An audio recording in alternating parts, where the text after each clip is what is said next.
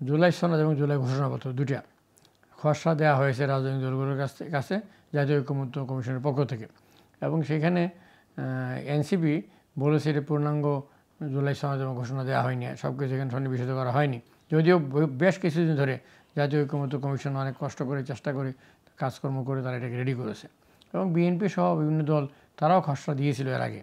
তো সব কিছু মিলিয়ে এখন যেটা দাঁড়াচ্ছে সেটাকে সংবিধানের অংশ করতে চাচ্ছে এই এনসিপি এবং জাতীয় ঐকমত্য কমিশন।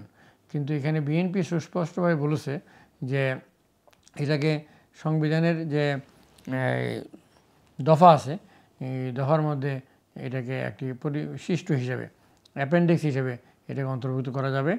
এবং এর আগে বাংলাদেশের যে মুক্তিযুদ্ধের যে ঘোষণাপত্র যারা মুজিবনগর সরকার করেছিল, যেমন 1971 সালে আমাদের যে গভর্নমেন্ট ইন এক্সাইল যারা করেছিল সেইটা ও এই সংবিধানের অংশ ছিল না। 2011 সালে আওয়ামী লীগ এটাকে পরিশিষ্টের মধ্যে নিয়ে এসেছিল। তো ফলে এটাকে ওইখানে নিয়ে যাওয়া যেতে পারে, কিন্তু এটাকে সংবিধানের অংশ করা যাবে না। এটাকে রাষ্ট্রের একটা গুরুত্বপূর্ণ পরিবর্তনের ঘোষণাপত্র হিসেবে রাখা যাবে।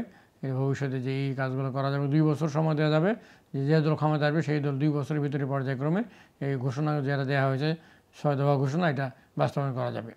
এবং এটা সংবিধানের অংশ করা যাবে কি যাবে না এটা নিয়ে বিতর্ক। ফলে যেহেতু এইরকমভাবে সংবিধানের অংশ পৃথিবীর বিভিন্ন দেশে হয়নি, আর সংবিধানের অংশ তো করার দরকার নাই, এটাকে বিভিন্ন ঘোষণাপত্র থাকলে ঘোষণাপত্র মূল্যবান ঘোষণাপত্র থাকবে। যেমন মদিনার সনদ, যেমন 3 জোটের রূপরেখা 1990 সালে আন্দোলনের মাধ্যমে যেটা হয়েছে সেরকমভাবে বিএনপি রাখতে সম্মত আছে। ফলে এটা নিয়ে একটা টানাপোড়েন শুরু হয়েছে আজকে, যে এখানে এনসিপি, জামাত ইসলামী এবং ইসলামী আন্দোলন তারা একদিকে অবস্থান নিচ্ছে আর বিএনপি আরেকদিকে অবস্থান নিচ্ছে। এই অবস্থাতে আগামী 3 আগস্ট এনসিপি সারা বাংলাদেশ থেকে তাদের লোকজনকে ঢাকায় আহ্বান করেছে মিটিংয়ের জন্য। 3 তারিখ থেকে 5 তারিখ তারা ঢাকায় অবস্থান করবে, বড় সমাবেশ করবে, ঘেরাও করার মতো অবস্থা করে ফেলবে। এটা অন্যদিকে টানও নিতে পারে। এই যে সমস্ত বিষয় নিয়ে ইতিমধ্যে গোয়েন্দা সংস্থা, পুলিশের গোয়েন্দা সংস্থা ডিবি আজকে একটা রিপোর্ট প্রকাশ করেছে যে আগামী 8 দিন খুবই গুরুত্বপূর্ণ, যে কোনো সহিংসতা যে কোনো কিছু হতে পারে, এটার জন্য পুলিশ সতর্ক অবস্থায় আছে।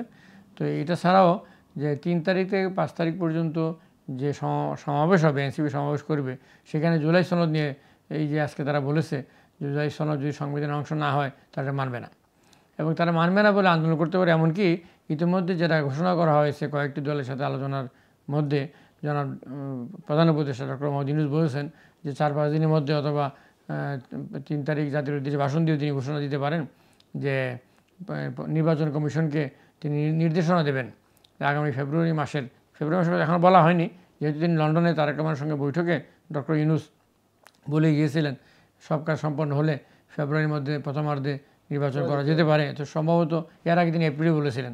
যেটাই হোক, তিনি ফেব্রুয়ারিতে যদি নির্বাচন দেন সেটা নির্বাচন কমিশনকে তিনি নির্দেশনা দিতে পারেন। নির্দেশনা দিলে নির্বাচন কমিশন সেই অনুযায়ী নির্বাচন তারিখও ঘোষণা করতে পারে।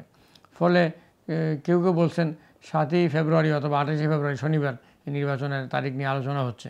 কিন্তু এই ঘোষণা করার সাথে সাথে এনসিপি এবং জামাত ইসলামী এবং ইসলামী আন্দোলন তারা এটা মানবে না বলে বক্তব্য দিচ্ছে। তারা এটা মানবে না, তারা বলবে বিচার এবং সংস্কার আগে হতে হবে, তারপরে নির্বাচন। সেই ক্ষেত্রে একটি অচলাবস্থা সৃষ্টি হতে পারে। বিএনপি নির্বাচন মানবে, নির্বাচন চাইবে, তারা বিরোধিতা করবে। সেই ক্ষেত্রে শোনা যাচ্ছে পরিস্থিতি খারাপ হলে জরুরি অবস্থা আসার মতো ঘটনা ঘটতে পারে।